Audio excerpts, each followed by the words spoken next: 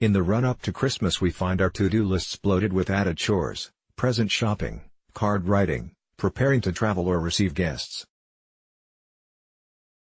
We are bombarded with adverts telling us what to buy and where. We tackle the shopping crowds searching for the perfect gift and the juiciest turkey.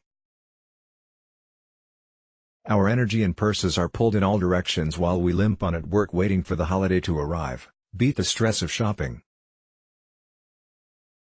John Phillips PA. As the day approaches we may dream of happy families singing around the fire or worry whether everyone will like their gifts or if there will be arguments. Media images distort our expectations of the perfect Christmas with celebrities advising us on the recipes and crafts to add extra joy to the holidays.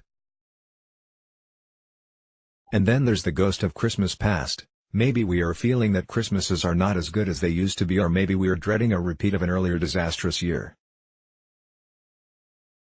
It can be a lot to contend with, and perhaps not everyone feels as festive as the songs and adverts would have us believe. Some of us may be seeking a way to avoid being bogged down by the stress.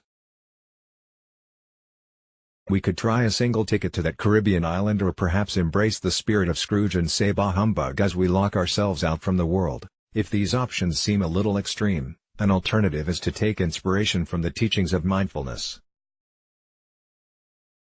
Enter mindfulness, a modern interpretation of ancient Eastern philosophies. Mindfulness incorporates guided meditation that helps us learn about the inner workings of our mind. This helps break habitual patterns of thinking and behaving that can increase distress and unhappiness.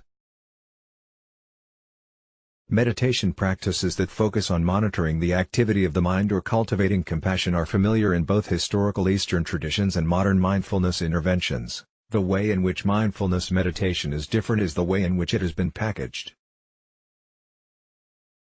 Often it is taught to beginners as an 8-week course that includes a selection of meditation practices and teachings that have been brought together and adapted to address specific issues such as emotional stress or chronic pain. A growing body of research shows mindfulness can reduce stress, depression and anxiety, and can improve attention and self-regulation, our ability to control our thoughts, actions and emotions. It is thought that some of the effects of practicing mindfulness are a result of making our reflections on our experiences more positive, reducing rumination, and lessening the extent to which we react emotionally to our environment. How does it work? So what is mindfulness?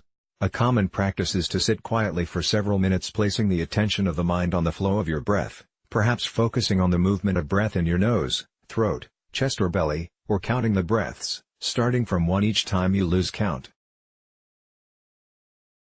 The practice may sound simple, but the stillness of the exercise reveals the restless nature of the mind. As we aim to focus on our breath, we see the activity of mind, as it distracts us from our purpose. How it's done. Stephen DiPolo, CC. By like sitting on the side of a busy road, we see our thoughts, feelings and memories pass us by.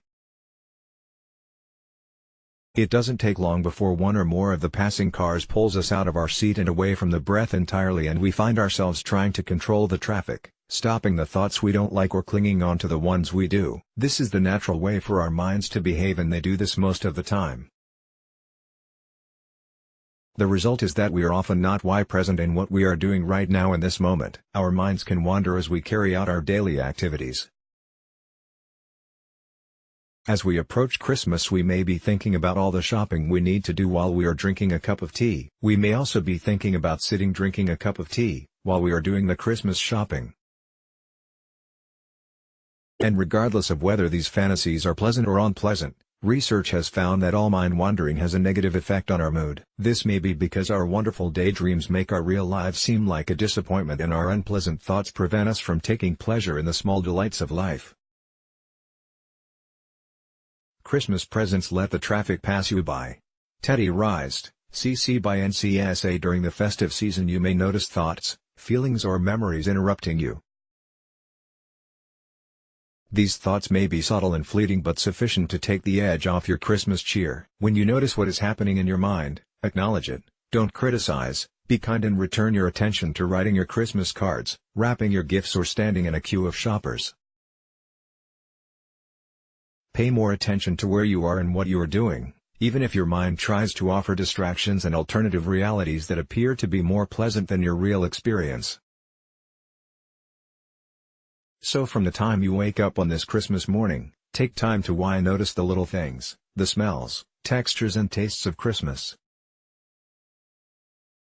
Each chocolate, cuddle and gift, take time to savor it. How do the sweets look in your hand? How do they smell? How does it feel in your mouth? Notice the effort others have made to give you gifts. Look at the way they are wrapped. How it feels to pull off the paper. Consider that many other people you do not know have made effort to grow, make or transport parts of your present too. Be kind and compassionate to everyone you have contact with, including yourself. And if things don't quite go as planned or you are feeling overwhelmed by the celebrations, just take your seat by the side of the road and spend a few moments focusing your attention on your breath. Let's block ads. Why?